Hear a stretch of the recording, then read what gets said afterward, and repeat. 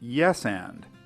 How can that simple two-word phrase improve communications between doctors and patients? This is Clinicians Roundtable on ReachMD, and I am Dr. Michael Greenberg. With me today is Lillian Frances, owner of Laugh Out Loud Theater, with 2 locations here in Chicago and Schaumburg, Illinois. And today we're discussing improv comedy training and how it can improve your communication skills as a healthcare provider. Welcome, Lily. Thank you so much. I'm thrilled to be here. Tell me a little bit about yourself. Well, I have been doing improv comedy for over 20 years, and I have done improv all over the city and really all over the world. And when I was doing it, I really had this desire to own my own theater, and that opportunity arose 10 years ago, and I started Laugh Out Loud in Schaumburg. I live in the city of Chicago, so about 8 years in, Schaumburg was doing well and did not require as much of my time, and was a success. So my husband and I decided to open a theater in the city of Chicago, which is a little bit more of a competitive market and a different market too. We've had a big learning curve, and that theater has been around for almost 2 years now. Now, besides the theater and producing comedy on stage, there's another side to improv, which is training people how to communicate. Can you tell us a little bit about that? Of course. One of the places that I worked for many years was the Second City. And at the Second City, I directed a national touring company, and I was one of the core faculty in their training center, which meant that I developed improv curriculum for different programs, and I taught a ton. And I also worked in Second City Business Communications, designing trainings for Fortune 500 companies. And it was using the skills that we deliver comedy on stage with and taking those skills and applying them in a business setting. So a disclaimer, I'm actually a student in Lily's school, and that's how I got to talk to her. Lily, let's talk about how being an actor on stage and being a doctor in an exam room, how you can use the skills of improv from the yes and on down. Sure. Well, we joke around about this in corporate trainings all the time, that we say, we make everything up on the spot, which is what you do every day. We just admit that we do it. So there are no planned, rehearsed conversations that anyone has out in the real world. And I assume especially with doctors in the exam room, you are hit with all different kinds of quote-unquote audiences. Every time you have a patient come in, you're dealing with a brand new interaction. And so some of the skills that we use on stage, this concept of yes and, yes, I understand what you're saying, and here is my feedback, lets the person know that you hear them and you understand what they're saying, and you build upon that. So that's a biggie. We also teach active listening and working together as a team. And I know, especially if you're a doctor who's tackling illnesses, you probably are working with not only the patient, but their whole team of how you are going to work on that illness together. Sometimes the team might be comprised of other doctors, other specialists.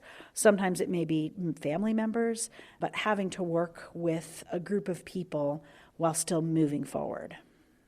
One of my favorite events that we did was with hospice care workers.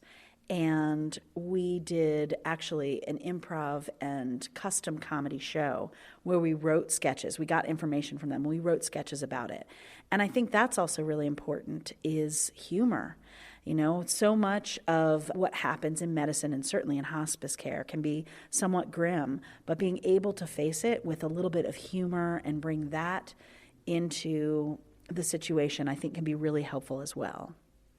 Well, it's kind of scary being a physician and going into a theater class. It doesn't seem like it would really go in sync. Can you tell us a little bit about other professionals that you've trained besides me, of course? We train all different kinds of people, and sometimes companies will say, oh, we're nervous because we don't think everybody's going to participate. And that's our job. We use humor to, relax people. We construct our workshops in such a way that it's not like we say, okay, 2 people up on stage. That happens in class, of course. But if you notice, when you first started taking improv classes and when we first start teaching a corporate workshop, we have everybody doing things simultaneously around the room. So the spotlight isn't on one person or 2 people. And after each exercise, we ask for feedback. What did you experience there? What was difficult? What was easy? So we're not looking for one correct answer. So in that way, we disarm people and we get them participating and laughing and having a good time, but also taking away learning. And then we graduate to more complex exercises where we have people maybe working together in a team of 4 or up on stage with a group of 8.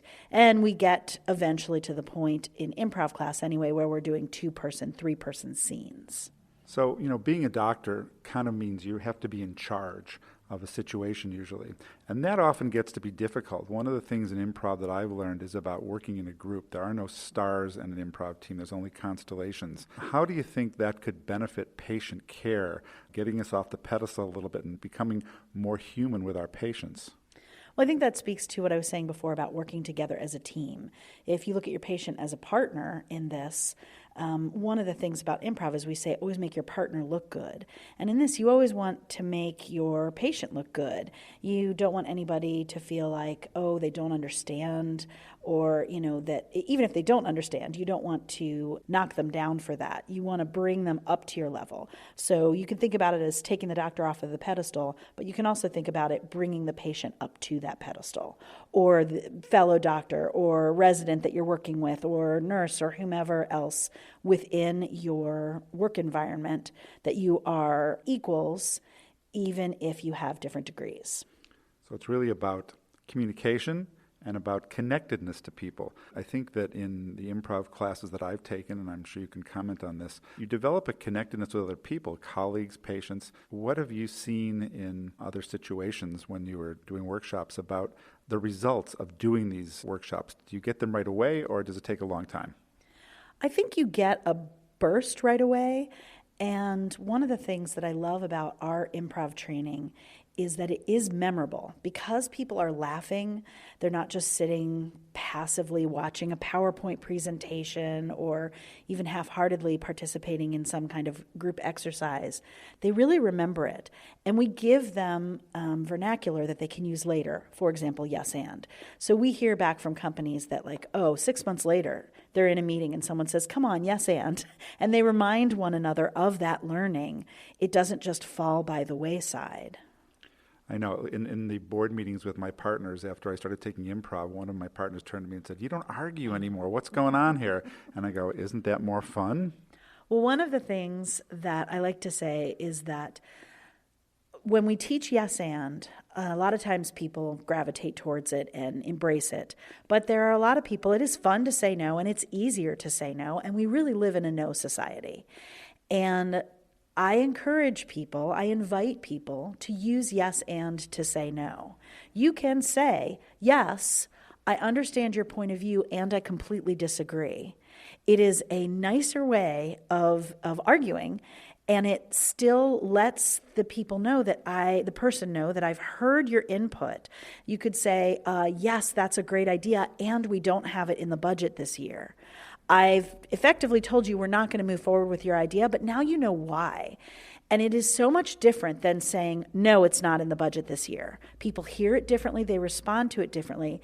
And to be someone who works on a team, or in my case, to be someone who runs a company, to be a person that says yes and your door is open. It's an attitude. People know they can approach me with an idea. And even if I don't take that idea, I listen and I examine it and I let them know why we're not going to do it or why we're not going to do it at this time. But they also know I could very easily embrace that idea. And a lot of the great ideas that have come out of running Laugh Out Loud have come because I poll everyone that works at Laugh Out Loud. We have bartender meetings where I say, what can I do to make your job easier or better? And simple things like, we need fans up. It gets hot behind the bar. So we put fans up. And then we need 2 registers. Well, we got a second register this year. So we have 2 bartenders and 2 registers on busy nights. And they're the ones on the ground doing the work. I need to listen to their input. Yes, and if you're just joining us, this is ReachMD, and I'm Dr. Michael Greenberg. I'm speaking with Lillian Frances of Laugh Out Loud Theater in Chicago and Schaumburg. We're talking about how improv training can boost communication skills for healthcare professionals.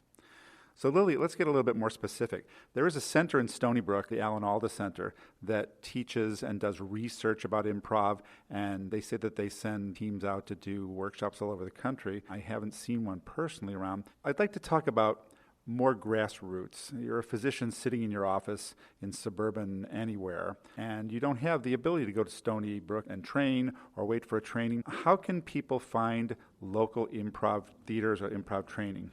Well, most cities, even smaller cities, have an improv group of some kind. Or colleges. I mean, there are colleges all over the country. Colleges and universities have improv groups. Go and see a show. I do work with Michigan State University, and they love us so much. They have brought us back to the accounting department, the business department, and this like theoretical sciences department. And in that, the theoretical sciences department, it's not even a department, it's a major or something, and they generate ideas and quote unquote future artifacts. And these are things that will change the world 100 years from now. And so they really let their imaginations run wild and come up with these different ideas of this is what healthcare could look like, this is what our criminal justice system could look like. And then they have us improvise a long form for 20 minutes off of scenes, off of what the world would be like with that object or concept in it. And the first time we went and did it, we did it for a whole number of science professors. And they were just watching improv. They weren't even participating in a workshop of any kind. And we finished, and they didn't even want to talk about the artifact. They wanted to talk about what we did on stage. How did you know what this person was going to say? How did you know that you guys were in a kitchen? They were just mystified by it. So even just going to see a show, I think you would learn from that experience. And then talk to the actors afterwards, find out how they trained, where they trained, and if there are any classes being offered. In our classes, both in Chicago and Schaumburg, we have people who are taking it to perform improv and become an improviser, which you make very little money doing that, to get better at public speaking, to get better at their jobs, to get out of the house on a Monday night. Everybody takes it for their own reasons, and that's also something that I love.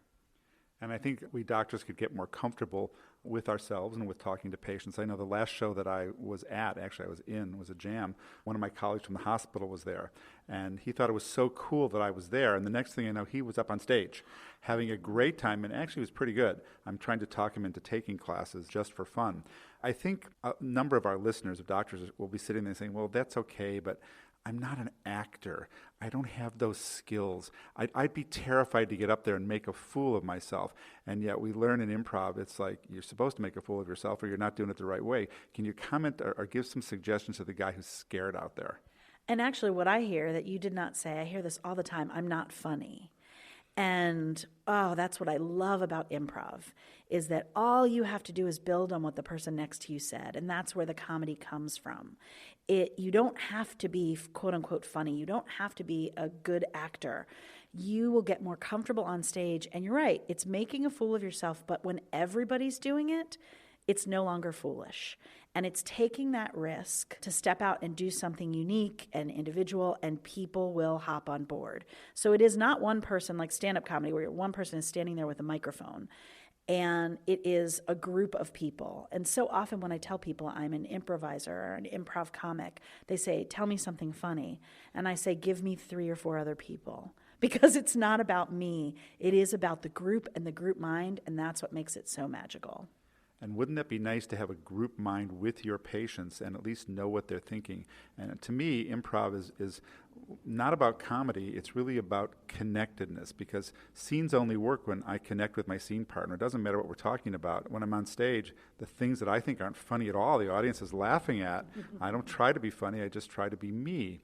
What do you see as your future here 10 years from now in the way of communication with physician groups or other business groups? Oh, I would love to have regular seminars. I would love to have regular seminars that happened at Laugh Out Loud that groups could come to us. So often when we're booked, we go to the group and we hold the workshop at their space, which is fantastic. But to be able to host classes that people signed up for here, I think would be great as well. Well, thank you very much. I think that you've given us a lot of advice, and I think we would encourage any physicians out there to just go try it. Like you said, go to a show first for fun, talk to the actors. We're human. Actors love to talk to people after a show. My thanks to our guest, Lillian Frances of Laugh Out Loud Theater in Chicago and Schaumburg. We've been discussing how improv training can help make healthcare workers better and maybe funnier communicators. To download this podcast and others in this series, please visit reachmd.com or download the ReachMD app. We welcome you to share, like, and comment on this podcast. I'm your host, Dr. Michael Greenberg, and this is ReachMD inviting you to be a part of the knowledge, and thank you for joining us.